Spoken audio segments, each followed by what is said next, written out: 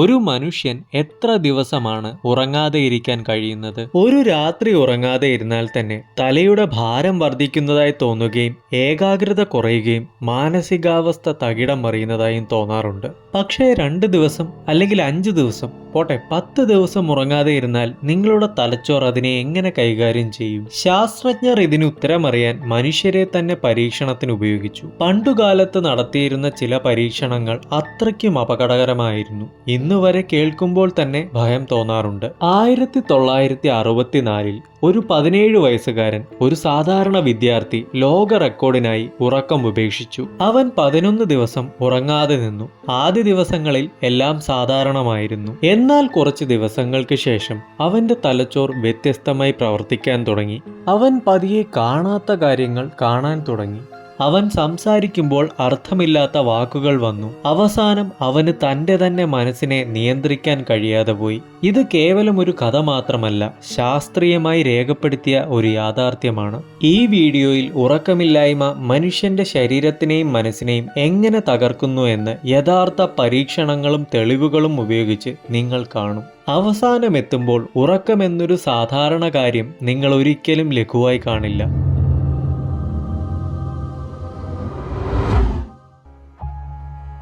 അമേരിക്കയിലെ ഒരു സാധാരണ സ്കൂൾ വിദ്യാർത്ഥിയായിരുന്നു റാൻഡി ഗാർഡ്നർ. ഒരു സയൻസ് പ്രൊജക്റ്റായി തുടങ്ങിയ ഒരു ചെറിയ ആശയം പിന്നീട് ലോകത്തിലെ ഏറ്റവും പ്രശസ്തമായ സ്ലീപ്പ് എക്സ്പെരിമെന്റായി മാറി. അവന്റെ ലക്ഷ്യം വളരെ സിമ്പിളായിരുന്നു: ഒരു മനുഷ്യൻ എത്ര ദിവസം ഉറങ്ങാതെ ഇരിക്കാൻ കഴിയും. അങ്ങനെ പരീക്ഷണം തുടങ്ങി. ദിവസം 1ഉം 2ഉം എല്ലാം വളരെ സാധാരണമായിരുന്നു, കുറച്ച് ക്ഷീണം, ശ്രദ്ധക്കുറവ് എന്നതൊഴിച്ചു നിർത്തിയാൽ. പക്ഷേ 3ആം ദിവസം എത്തുമ്പോൾ കാര്യങ്ങൾ പതുക്കെ മാറാൻ തുടങ്ങി. അവന് കൃത്യമായി ഒരു കാര്യത്തിലും കോൺസെൻട്രേറ്റ് ചെയ്യാൻ പറ്റുന്നില്ല. സിമ്പിൾ ടാസ്ക് പോലും ചെയ്യാൻ വളരെയധികം സമയമെടുത്തു. 4ാമത്തെ ദിവസമായപ്പോഴേക്കും മൂഡ് സ്വിങ്സ് തുടങ്ങി. ഒരു നിമിഷം ചിരിക്കുകയാണെങ്കിൽ അടുത്ത നിമിഷം വളരെ സങ്കടത്തിലാണ് ഇരിക്കുന്നത്.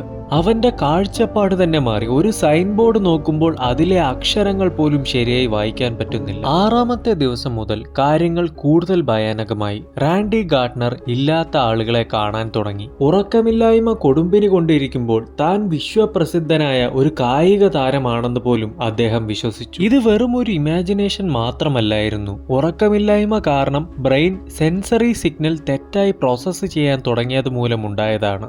ദിവസം 8ഉം 9ഉം ഒക്കെ ആയപ്പോഴേക്കും ഉറക്കമില്ലായ്മ അവന്റെ ഓർമ്മശക്തിയെ കാര്യമായി ബാധിച്ചു. 10ആം ദിവസത്തിലേക്ക് എത്തുമ്പോൾ നടക്കാൻ പോലും വളരെ ബുദ്ധിമുട്ടുന്ന റാൻഡി ഗാർഡ്നറിനെയാണ് കണ്ടത്. പരീക്ഷണത്തിന്റെ ഒരു പോയിന്റ് എത്തിയപ്പോൾ ശാസ്ത്രജ്ഞർ റാൻഡിക്ക് ഒരു സിമ്പിൾ ടാസ്ക് കൊടുത്തു. അതായത് 100 എന്ന സംഖ്യയിൽ നിന്നും 7 കുറച്ച് വരണം. കയ്യിലെ വിരലുകൾ ഉപയോഗിച്ചായിരിക്കണം 7 എന്ന സംഖ്യ അദ്ദേഹം കുറച്ചുകൊണ്ടിരുന്നത്. 65 എന്ന സംഖ്യ എത്തിയപ്പോഴേക്കും റാൻഡി ഒന്ന് സ്തബ്ധനായി നിന്നു. എന്താണ് പറ്റിയതെന്ന് അങ്ങോട്ട് ചോദിച്ചപ്പോഴേക്കും റാൻഡിയുടെ ഉത്തരം താൻ എന്താണിപ്പോൾ ചെയ്തുകൊണ്ടിരുന്നതെന്നാണ്. അങ്ങനെ 11 ദിവസവും 25 മിനിറ്റും എടുത്ത് എക്സ്പെരിമെന്റ് പൂർത്തിയായി. മുൻപ് ഏറ്റവും കൂടുതൽ ഉറങ്ങാതെ ഇരുന്നതിനുള്ള ഗിന്നസ് റെക്കോർഡ് പേരിലാക്കിയ ടോം റൗണ്ട്സിന്റെ റെക്കോർഡാണ് റാൻഡി ഗാർഡ്നർ തകർത്തെറിഞ്ഞത്. ടോം റൗണ്ട്സ് ഉറങ്ങാതെ ഇരുന്നത് 260 മണിക്കൂറാണ്. ശേഷം ആ റെക്കോർഡ് റാൻഡി ഗാർഡ്നർ തിരുത്തുകയും ചെയ്തു. ഉറക്കമില്ലായ്മ ആരോഗ്യത്തെ കാര്യമായി ബാധിക്കുന്നതിനാൽ സുരക്ഷാ മുൻകരുതൽ എന്നോളം 1997 ഗിന്നസ് സ്ലീപ്പ് എക്സ്പെരിമെന്റ്സ് ഹോൾഡ് ചെയ്യുന്നത് നിർത്തി. ആ സമയത്ത് ലോകത്ത് ഏറ്റവും കൂടുതൽ സമയം ഉറങ്ങാതെ ഇരുന്ന വ്യക്തി എന്ന് പറയുന്നത് റോബർട്ട് മക്ഡൊണാൾഡ് ആണ്. 18 ദിവസവും 21 മണിക്കൂറുമാണ് ഇദ്ദേഹം ഉറങ്ങാതെ ഇരുന്നത്. അതായത് 453 മണിക്കൂറും 40 മിനിറ്റും. നമ്മുടെ ഉറക്കത്തെ തന്നെ പല ഘട്ടങ്ങളായി തിരിച്ചിട്ടുണ്ട്. അതിലേറ്റവും പ്രധാനപ്പെട്ട സ്റ്റേജാണ് REM, റാപ്പിഡ് ഐ മൂവ്മെന്റ് എന്നാണ് ഈ സ്റ്റേജിന് പറയുന്നത്.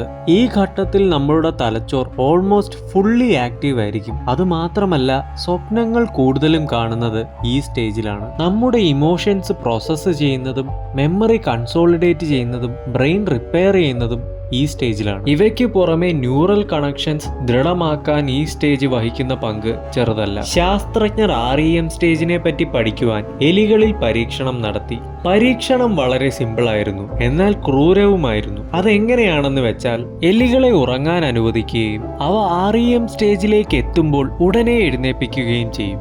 ഇത് കാരണം എലികൾക്ക് ഉറക്കം കിട്ടാറുണ്ട്, പക്ഷെ REM സ്ലീപ്പ് എന്ന സ്റ്റേജിലേക്ക് എത്തുന്നില്ല. ആദ്യ ദിവസങ്ങളിൽ എലികളിൽ വലിയ മാറ്റമൊന്നും കണ്ടില്ലെങ്കിലും പിന്നീട് കുറച്ച് ദിവസങ്ങൾക്ക് ശേഷം ശാരീരികമായ തളർച്ച പ്രത്യക്ഷത്തിൽ കണ്ടുവന്നിരുന്നു. പിന്നീട് എലികൾ ഹൈപ്പർ ആക്റ്റീവായി, അവരുടെ മെറ്റാബോളിസം അൺകൺട്രോളബിൾ ആയി. അതുമാത്രമല്ല, ശരീരഭാരം കുറയുവാൻ തുടങ്ങി. അവർ ഭക്ഷണം കഴിച്ചിരുന്നെങ്കിലും അവരുടെ ബോഡി ടെമ്പറേച്ചർ റെഗുലേറ്റ് ചെയ്യാൻ പറ്റുന്നില്ല.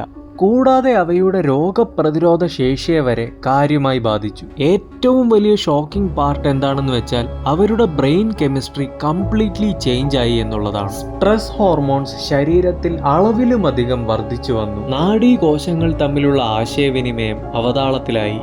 പരീക്ഷണത്തിന്റെ അവസാനം എല്ലാ എലികളും മരണപ്പെട്ടു. ഈ പരീക്ഷണങ്ങളിൽ നിന്നും ശാസ്ത്രജ്ഞർ എത്തിയ നിഗമനം എന്തെന്നാൽ REM sleep is critical four survival എന്നാണ്. മനുഷ്യരിൽ ഈ പരീക്ഷണം നടത്താൻ എത്തിക്കലി പോസിബിൾ അല്ല.